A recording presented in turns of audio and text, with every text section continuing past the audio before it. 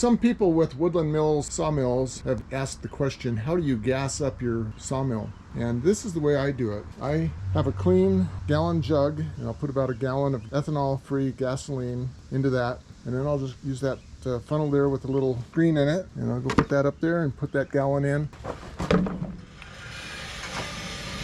And to start with, get rid of all this dust.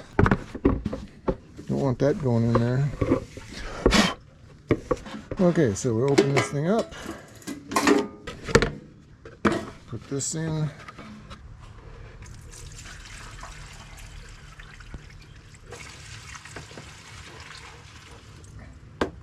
So there we go. We got a gallon in there. Let's get this put back on.